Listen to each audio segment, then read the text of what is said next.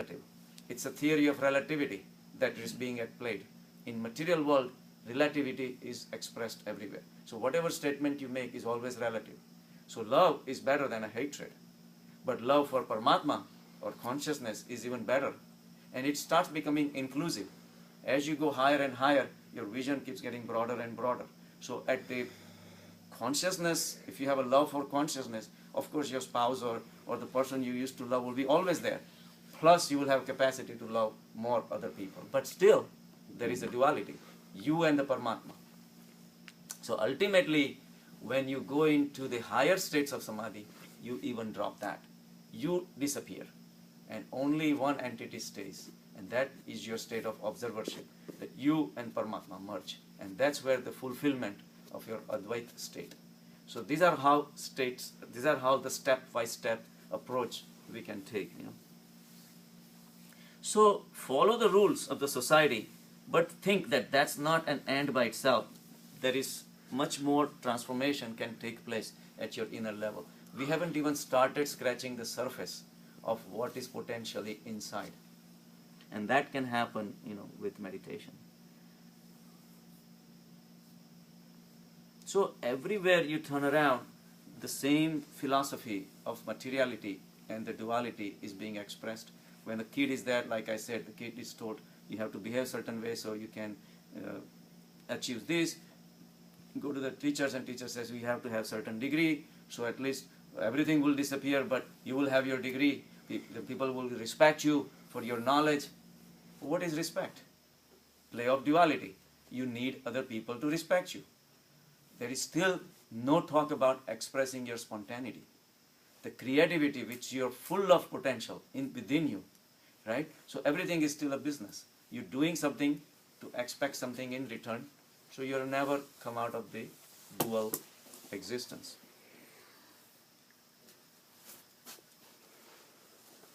So everything that is done is there is an intention to get something in return.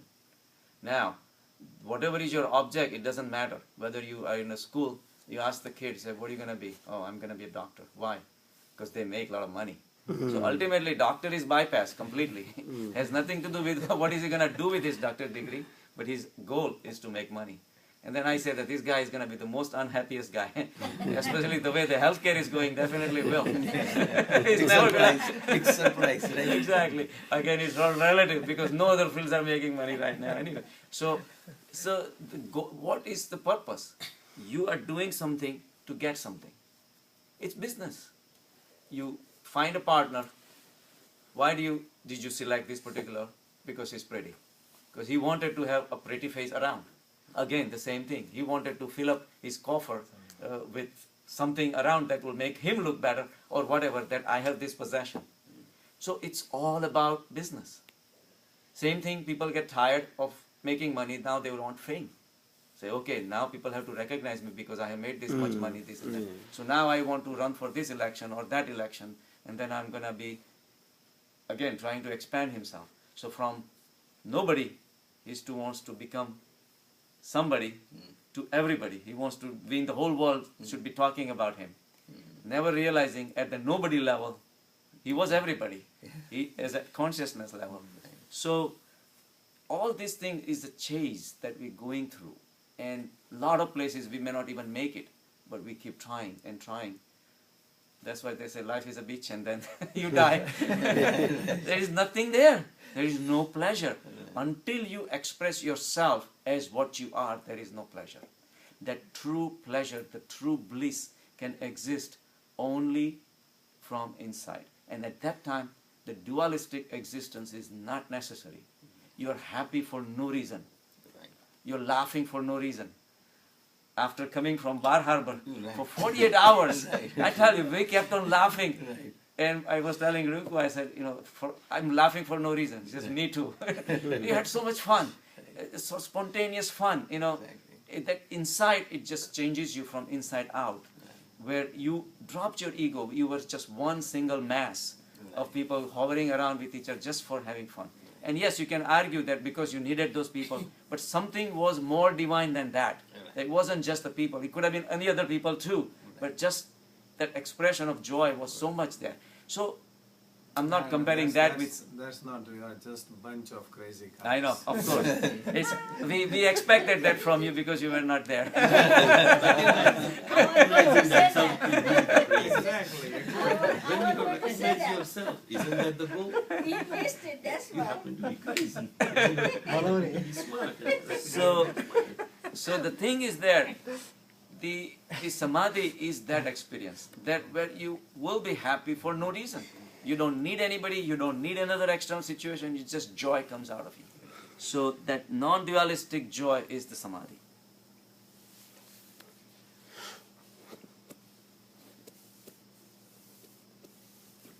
So we do have a choice whether we want to relegate ourselves to the lower level or we want to rise. So rising is the choice we should make.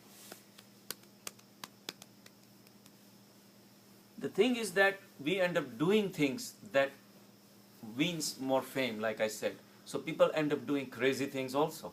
And those crazy things somehow bring more fame. And then you end up in that rut that if I keep doing this, I'm going to have more and more of this. So why not? You know, and that creates each other's personality also, and we don't even realize that. For example, there is an example of, there's one sadhu who had been standing, and there are some sadhus, they just been standing for 10 years, and all they do is standing, and surprisingly people also consider this as a religious act, so they worship this kind of people. The guy's legs are swollen because the blood cannot go against the gravity, so it just ends up staying there. And these people have not sat for 10 years, and people worship, and all this, the whole rigmarole starts that people come throwing money at you, and then they say, okay, do this for me, now he must be a very enlightened guy, and this and that. So whatever you're doing with your mechanical existence, people start perceiving as a spiritual existence, and they consider that because you can do all this mechanical act, that you are an above and beyond us at least. So then you bow down, and then there is one guy, Khade Shri Baba, you know. The name was given was Khade Shri Baba, he has been standing for 10 years. And that's all. So now, even if he wants to, he cannot sit down. Even if he has a prestige. Right, he has a prestige to follow. And the same way we have created all these sadhus, they apply, you know, all this ash all over, they let their hair grow all over. They end up doing all these things for the satisfaction of the people because they gain something.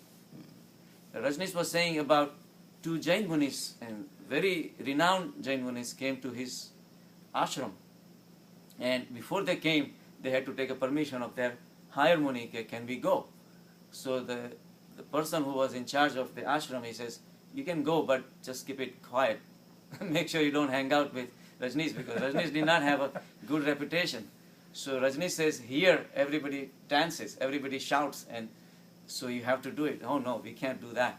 He says, then you came at the wrong place. This is how I operate, where you have to express yourself. So he says, what about if we dance in a closed room? You know, that nobody sees or something like that. He says, that's up to you, but you have to dance. So they are not ready to dance. Here now, they're wearing the white dress and mupati and all those things, and they have certain rules and regulations laid by Jainism that you have to follow. Now they are so conscious about all these things, and that consciousness of material life is preventing them from expressing their spiritual joy, right? So ultimately they do it, but then meanwhile, he told one of his disciples to take their pictures. Now the problem, now they're so afraid. Rajni says, believe me, I have no intention of giving these pictures out, but I just want you to realize that how tightly you are bound by the views of the external world. We are living for the society. The society is shaping our behavior, right from your cradle to the grave. And it never ends. And it never ends. We never have a chance to express our inner joy. We're never, as I said, you go into the jungle, there is one person, just you. The rest of the trees or animals or raccoons don't care what you do. Whether you're fully clothed or not, they don't care. Whether you jump up and down, they don't care. Whether you shout. That's why we have so much fun in the jungle. Because there is no rules, regulations required. But as soon as another person comes into the picture, that's it. The fun stops. It doesn't have to be, but it stops anyway. So that's what it is. So Sometimes our personalities, our behaviors are guided by what other people want. So whenever you like something, do it. Right, Lakshman? Just- Never that's think right. what other people say. Yeah. You just do it. Just do it. Just do it. As long as you are not harming, Someone as God long as you are listen not... to him, you will be in jail. But he will be expressing himself. Yeah. In jail. In jail.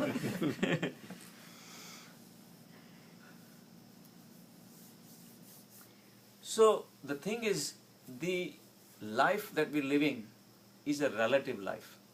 The theory of relativity was a very revolutionary concept that came into existence from Einstein. Einstein coined that theory of relativity in 20th century. But the theory of relativity was known by Mahavir, because they call Sapekshvad in Hindi, the theory of relativity. Satyavad was also coined by Mahavir 2500 years back.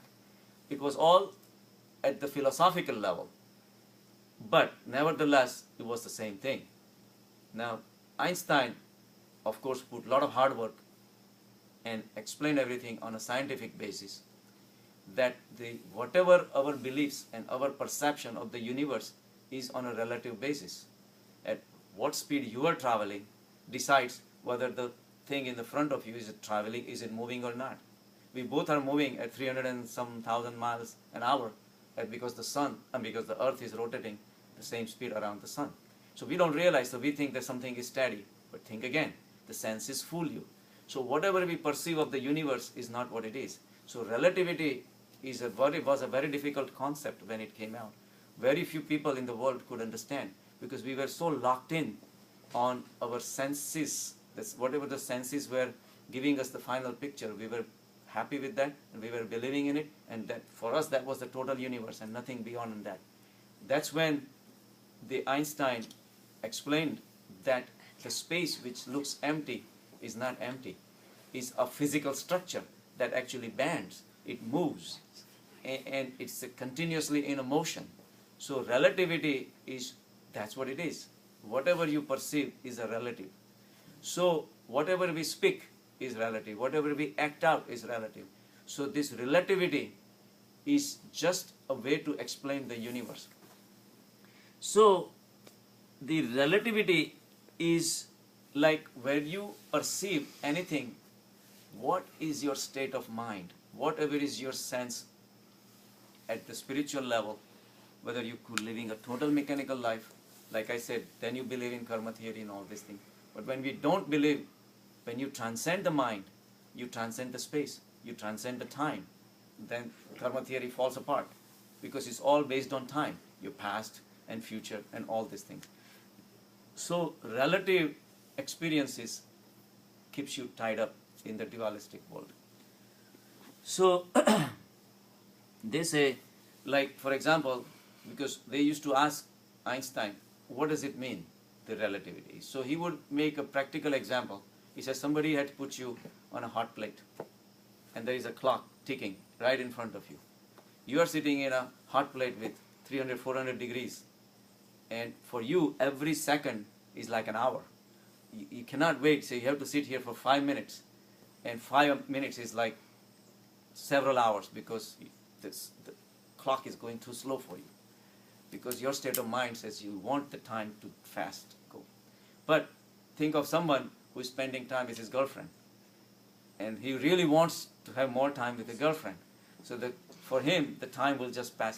Oh my God, it's already 10 hours, and I never realized. So the same time, the perception is different. The same way,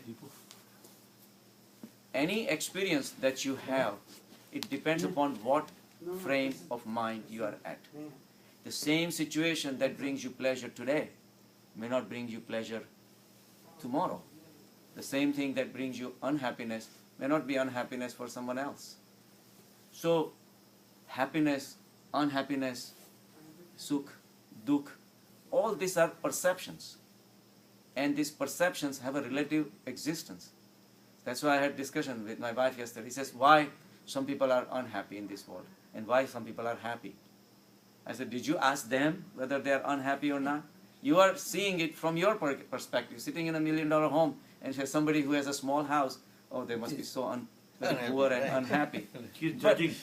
Yeah, She's judging. That's her exactly. thinking. But judgment based on your state of frame, your frame of mind, your perception of what is happiness and what's not. So you can never judge based on your state of mind, because everybody's state of mind, everybody's frame of mind is different. Different, Right. So happiness and unhappiness is a relative thing. The happiness for you may not be happiness for him. He might think that, oh my God, what are you doing with all this? Look at, I feel sorry for you that you have to handle all these millions of dollars. And you literally feel once clean you all this big house.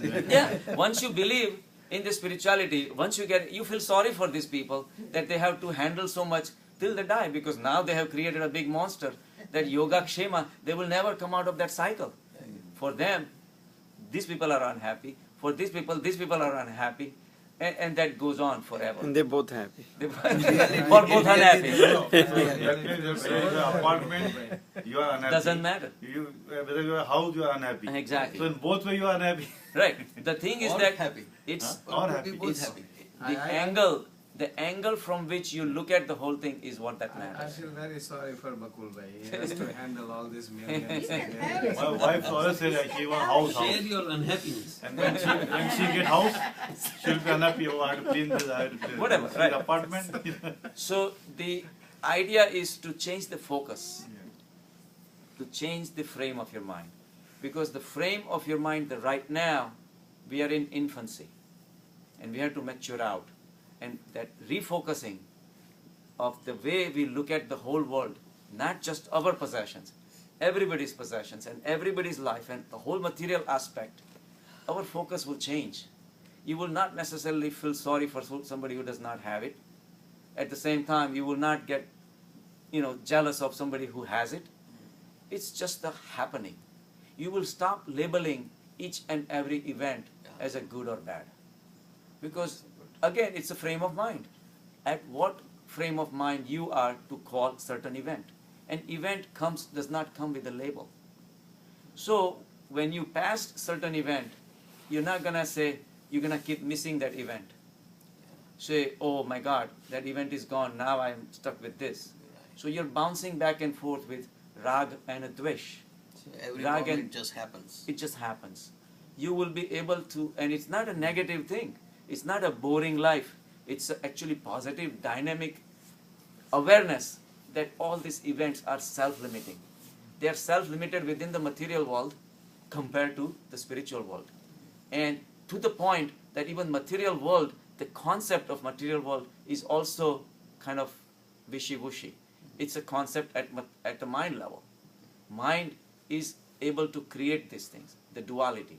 And little by little, you transcend even that, then everything becomes just consciousness. At that level, you are an observer of the whole life. And that's what happens when the death comes. That's what they say, in a fraction of a second, your whole life scenario is condensed into a few seconds that is left for you. At that time, you analyze it, and you realize that it was just a series of events that you went through. Right. Stupidly, you caused some events good, some events bad. I mean, I've seen people, missing their loved ones, have died 8-10 years back, and they just can't come out of it. Right. All these things are just not necessary, because the same consciousness which had created that particular event that you happen to like, say missing your mom or your father or your spouse or whatever, but the same consciousness is creating the things for you in front of you right now, Yeah. that you cannot be part of it, even though you are. But your mind is dragging you to the past and is not allowing to have the maximum joy that can exist in this consciousness that is going through right now. So that's what they say. I always mention that movie, All About Schmidt. Oh, You remember that? Yes.